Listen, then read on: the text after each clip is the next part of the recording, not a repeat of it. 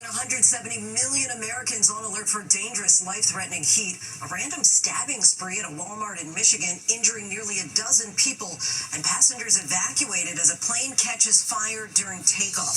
First, the brutal heat wave, the extreme heat stretching from the Midwest to Charleston, West Virginia, with feels-like temperatures in the triple digits. The health risks and travel delays. Amtrak warns passengers the scorching heat could disrupt travel. And when will we get some relief? Our weather team is standing by with the forecast. Overseas, soaring temperatures fuel wildfires in Greece, and in Turkey, thousands forced to evacuate their homes. The chaos at a Michigan Walmart, 11 people hurt in a mass stabbing.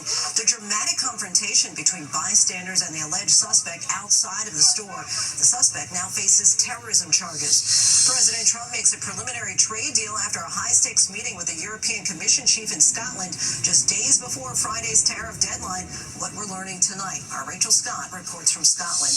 Israel is allowing more food aid trucks into Gaza and restarts power to a critical water treatment plant as anger grows over the hunger crisis. Reports that nurses are passing out from starvation and hospitals are feeding babies water instead of formula. The harrowing ordeal for passengers on an American Airlines flight in Denver, forced to use slides to evacuate on the runway as flames and smoke erupt underneath the plane. What we're learning tonight. The hunt for a suspect after what appears to be a double homicide at Devil's Den State Park in Arkansas. A couple out hiking with their young daughters when police say they were attacked. A skipper crashes a yacht into a seawall in California's Marina del Rey. Why he's being hailed a hero tonight.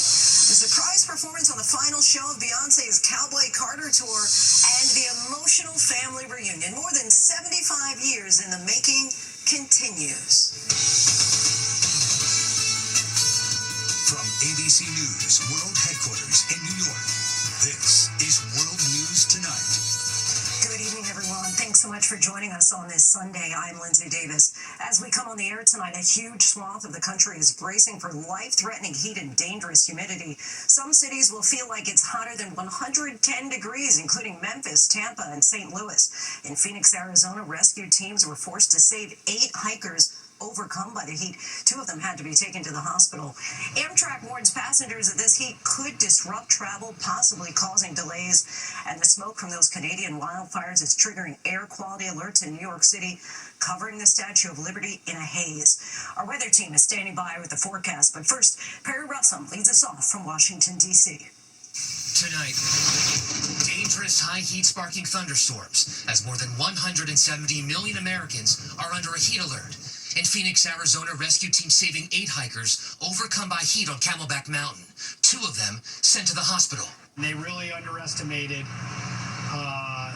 what that challenge can be on that mountain. They did have water. They ran out of water. They didn't have enough water. In Florida, the Tampa Bay Buccaneers holding training camp on a day that broke an all-time record high of 100 degrees. The heat turning deadly. Health officials in Dallas County, Texas, reporting their first heat-related death of the summer, a man in his 60s. And in Maryland, the Department of Health says there have been 13 deaths so far this season. Amtrak warning riders the boiling temperatures may force trains to run slower, potentially causing delays. Know your limits. If it's feeling too hot for you, just go inside. It's worth it to, suffer through this. Extreme heat warnings in the Carolinas, forcing people to search for any kind of relief. We're trying to stay by the pool, stay by the water if we can. Tom George from our station WTVD is in Raleigh, where power companies say they were increasing output. Our local electric companies also urging people not to set their AC too low to avoid putting a strain on the grid. Major air quality alerts in New York City, where today it's home to the 10th most polluted air in the world. Smoke from Canadian wildfires to blame, blanketing the Statue of Liberty. Here in D.C., thunderstorms causing ground stops at all 3 major airports in the area. We have hit the 90s every day since Friday. That is forecast to continue until Thursday. Lindsay. Rough time for travelers, Perry. Thank you. Let's get right to meteorologist Danny Beckstrom from our New York station WABC. Good evening to you, Danny. When will we finally get some relief from this heat? Not until the second half of the work week, and that's part of the problem. It's a long duration with little relief through the overnight hours means the danger lasts for days. And check out the eastern half of the country, generally under some sort of heat alert, right? With the heat index values up to 100 degrees for the areas in orange. With the pink, that's your extreme heat warning. That's where we'll see heat index values up to 115. That's Omaha. That's Memphis. That's Raleigh. The focus of the extreme heat on Monday, the mid-Atlantic down through the southeast. I want to point out Tampa, actual air temperature today reaching 100 degrees. That was an all-time record. And tomorrow, the heat index value up to 110. It's why we're seeing that level 4 out of 4, extreme risk in parts of the mid-Atlantic and southeast. That is dangerous for your body, for those that don't have proper access to hydration and cooling, and dangerous for infrastructure. And again, the long duration is a big factor, Lindsay. We see this heat holding through at least the middle of the week. Have to hydrate. Danny, thank you so much. Now the chilling new details about a random mass stabbing at a Walmart in Michigan. The dramatic confrontation between bystanders and the alleged suspect outside of the store. 11 people were hurt, but police say those bystanders saved lives. The suspect now faces multiple charges, including terrorism. Here's ABC's Rena Roy.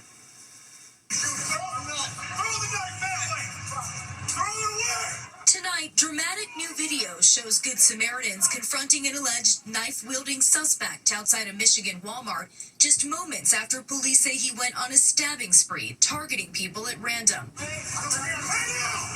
One man pointing a gun at him as others rushed to help the injured. Multiple citizens, including one who was armed with a pistol, were confronting the male suspect in the parking lot and preventing him from harming further people.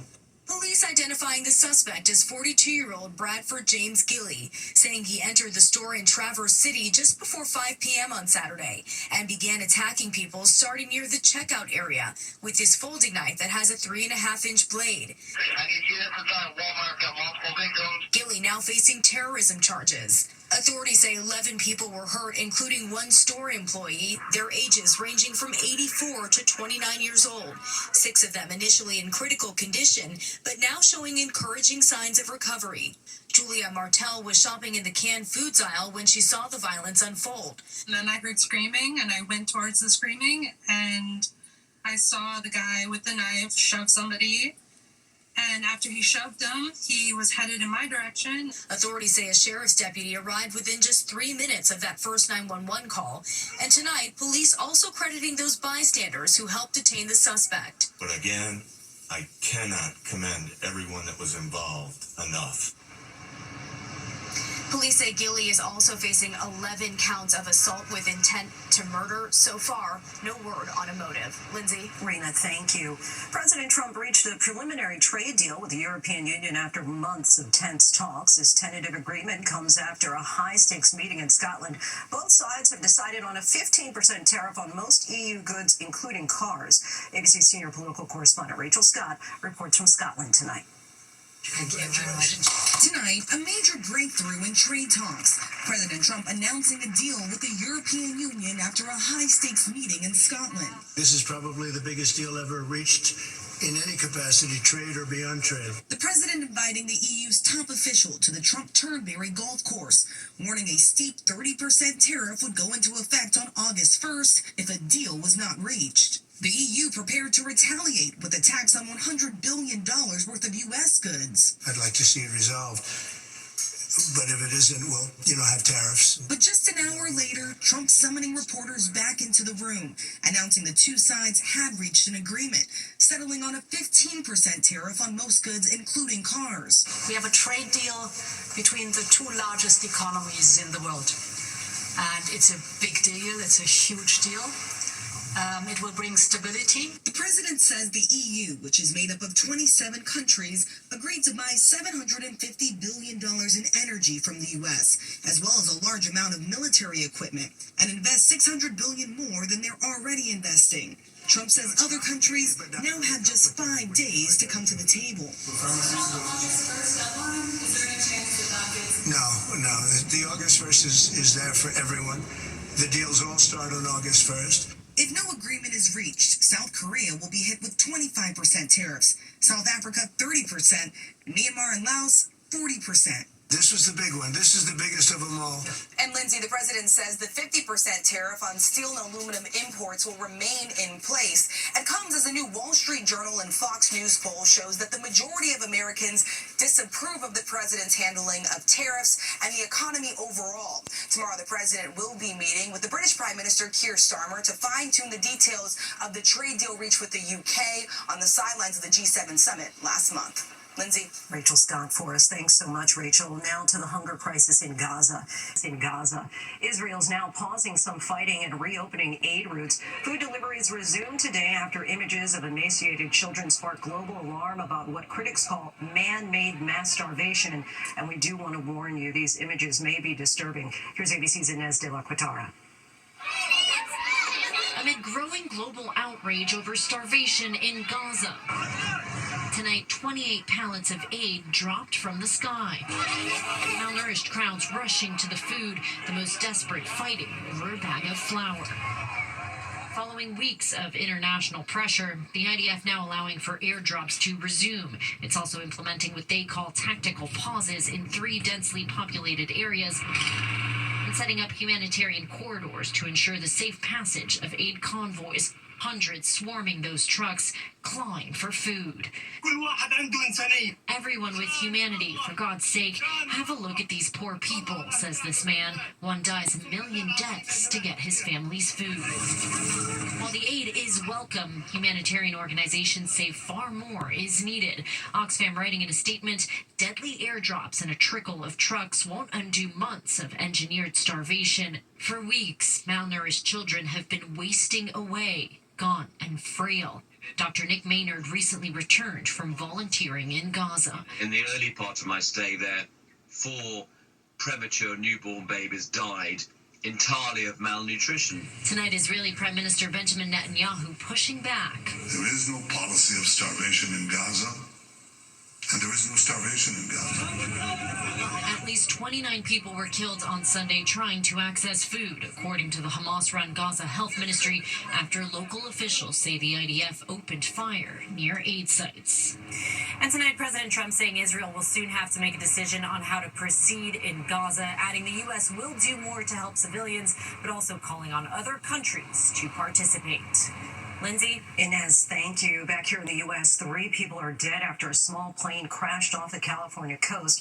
This comes just hours after a terrifying ordeal for passengers in Denver, forced to use a slide to evacuate a plane that caught fire while on the runway in Denver.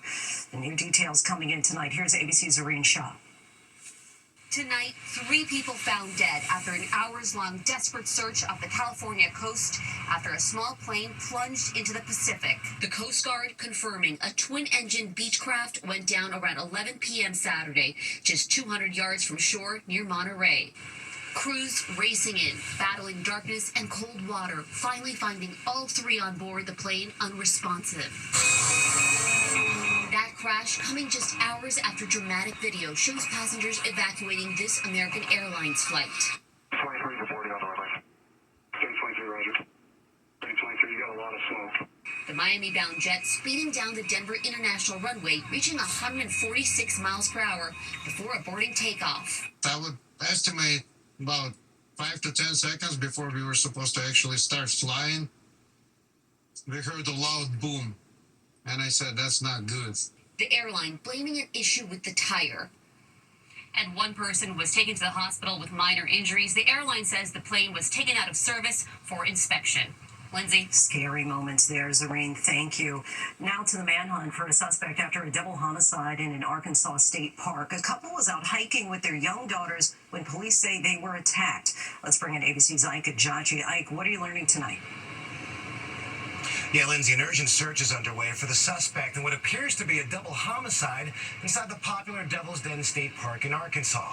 Police finding the bodies of a husband and wife who they say were out hiking in a remote area of the park with their 7- and 9-year-old daughters. Authorities say the girls were not hurt and are with family members. An autopsy will determine the causes of their death. Authorities closing off the area to conduct their investigation, and police say the suspect is a white man with a medium build seen driving a dark sedan with tape covering the license plate, and the FBI is offering their assistance. Lindsay? Ike, thanks so much.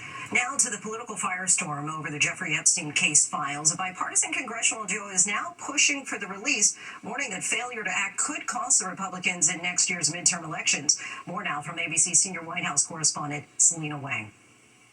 Tonight, President Trump an ocean away from Washington, but still unable to escape the controversy around the case of convicted sex offender Jeffrey Epstein. Mr. President, was part of the rush to get this deal done to knock the Jeffrey Epstein story out. Oh, you got to be kidding with that. No, had nothing to do with it. Only you would think that.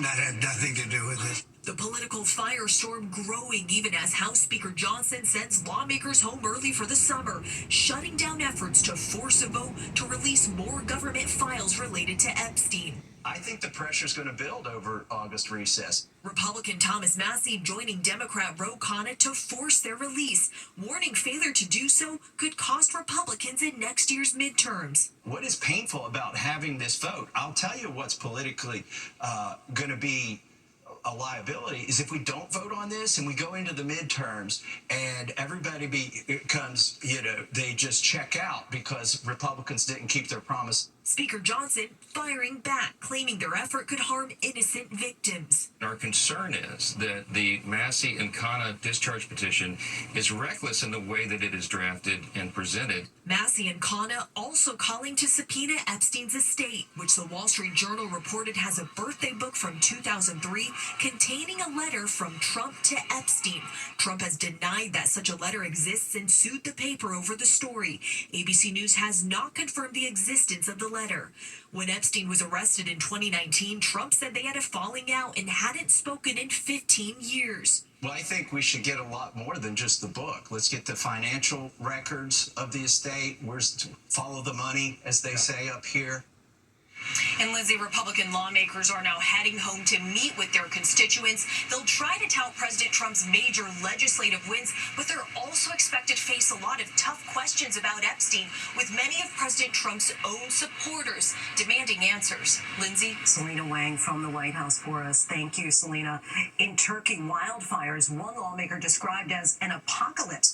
More than 7,400 acres are burning near Bursa, Turkey's fourth largest city, where at least 14 people have been killed and more than 1,500 forced from their homes. The flames fueled by a heat wave with temperatures above 120 degrees. That same heat is fueling wildfires in Greece, at least 50 burning across the country. Still ahead on this Sunday night, the end of Beyonce's tour, destined to be memorable for her fans. And find out why this yacht crash has some calling the boat's captain a hero. Next tonight, a yacht slams into a seawall at California's Marina del Rey. The crash caused a panic for customers at a nearby restaurant, but the ship's captain is being called a hero. Investigators say he steered into the wall on purpose to avoid other boats after a mechanical failure. Fortunately, no one was hurt. When we come back, the unexpected end to Beyonce's Cowboy Carter tour. To the Index, a surprise for Beyonce's fans to end her Cowboy Carter tour. The Las Vegas crowd was treated to a Destiny's Child reunion. Michelle Williams and original member Kelly Rowland all took to the stage. Destiny's Child had not performed together since 2018. 5 men have joined baseball's all-time greats in Cooperstown. Dick Allen, Dave Parker, CC Sabathia, Ichiro Suzuki, and Billy Wagner were all officially inducted into the Hall of Fame today. Sabathia and Suzuki were first ballot picks. Wagner took 10 tries to get in. Allen and Parker both honored posthumously. When we come back, a Christmas miracle extends into the summer. Finally tonight, a 76-year-old man and his newfound family continue to make new memories. We first introduced you to Dixon Hanshaw last Christmas, when he received a holiday gift beyond his wildest dreams, meeting his half-sister and 5 half-brothers, all for the very first time. That's what I call it, my Christmas miracle. For more than 75 years, Dixon thought he was an only child. All my life, I dreamed about having siblings. After learning late last year of a New York state law, Dixon requested his original pre-adoption birth certificate and made that first call to his oldest brother, Gary. And he says, "Hi, my name's Dixon. I'm your brother."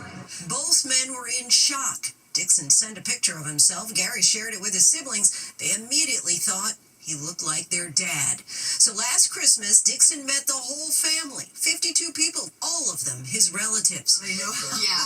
Fast forward to this weekend. Dixon checked in with us to let us know the miracle continues. He and his wife, Carla, were invited to his newfound family's annual summer camping vacation in the Adirondacks. 46 family members of all ages sharing in summertime traditions going back to 1952. In between lakeside lunch, cards, and canoeing, Dixon passed along this message of gratitude. Now we are going to be part of that tradition, so the miracle definitely continues. Nothing beats family. Thanks for watching. I'm Lindsay Davis. Good night.